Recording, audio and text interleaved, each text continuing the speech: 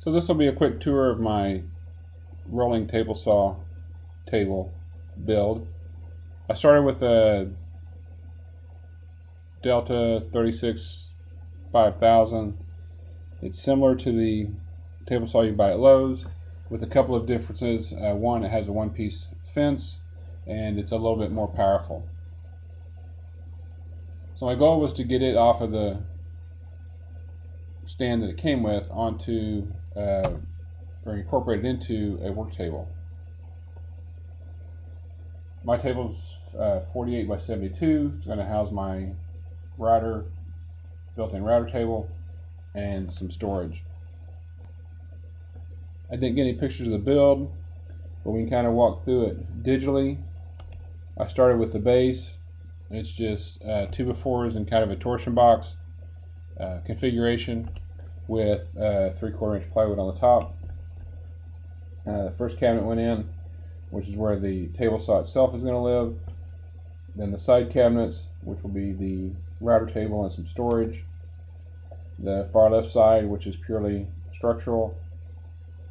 And then getting from this step to the next step, which is installing the table saw, was a little bit of a trick working by myself in the garage. I had to get the couple of 100 pounds of table saw off of the rolling factory stand into the newly built table, which involved my come along and a 2x4 laid across the opening of my attic. And it was a little touch and go and kind of hairy for a while. My table saw hung from the ceiling for about an hour till I got it all figured out. Once I got it installed and put together, I really liked the format and I liked the way that it was laid out. The initial top that I put on was kind of a whiteboard, dry erase type board that I got at Home Depot, which was an idea that I got from Drew Short at Rock and Eggs Woodshop. And actually the whole table itself is loosely based on his ultimate table saw bench. I wasn't crazy about the whiteboard from Home Depot, and I think it may just be quality of the product from them. The white layer on that board is relatively thin and weak. You can see here when I double taped the pattern for the router plate down, when I pulled it loose, it peeled off some of the whiteboard. And I got kind of frustrated as every time you would kind of drag something across it or slide something across it, more of the white was scratching loose.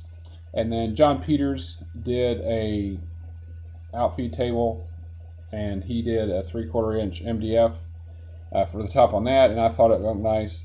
So a couple weeks ago, I replaced the top on the table saw table with 3/4 inch MDF. It's got 3 or 4 coats of water-based poly on it, sanding in between, and it's got a real nice smooth finish. Everything slides on it well. If I do happen to get any glue squeeze out or drips on it, they pop right off once the glue is cured. My table's a 30-inch table, so the fence goes almost far enough to act as a router fence as well. One of the things on my to-do list is to build a router table fence that'll slide over the table saw fence, so I can use the table saw to adjust the distance from the bit, and then it'll also have some dust collection and T-track built into it as well. Underneath the main body of the table is some storage. I haven't quite decided how I'm going to configure this yet. I want to live with it for a while, decide if I want to put on doors or drawers, or put some sliders in. Underneath the table saw itself, I've got room for my table saw sleds. I've got 2 sleds. I've got a small one-sided sled that I picked up off Craigslist for not a lot of money. And then when I replaced the top with the MDF, the cutout from where the saw goes turned into what I call my big ass sled, and it's roughly the size of the top of my table saw, and it's loosely based on Nick Ferry's table saw design.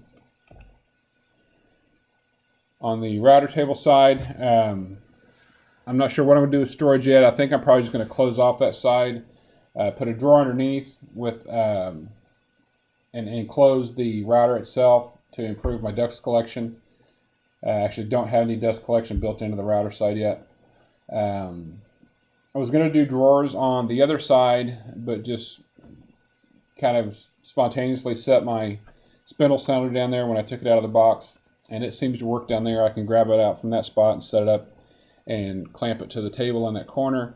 So I may put a slider there for the spindle sander to live on, and maybe still have room for a small drawer above that. From the back side, you can see the pass-throughs on each side of the table saw that currently just have on the one side space for cutoffs, and then on the other side I've just got my 48-inch clamps in there, and obviously my 36-inch clamps and 24-inch clamps kind of stacked on each side of the saw itself. I attached a piece of shop vac hose to the table saw outlet so I don't have to reach underneath every time to hook up the disc collection. So the fitting pops out here at the back, so I can just attach my Cyclone whenever I'm ready to use the saw. I use the rolling work table idea for my other tools as well. I built another 4x6 table that's half miter saw station. So on the front half I've got my Bosch glide saw with a zero clearance insert a la John Peters again, with my shop vac underneath that is permanently mounted there, and it's plumbed to all the tools with blast gates and drawers storage on each side. Then on the other side I've got my bench sander, my drill press, and my bandsaw. The whiteboard top that got pulled off of the original table saw table was cut down and recycled, and is in the process of being converted into my drill press table.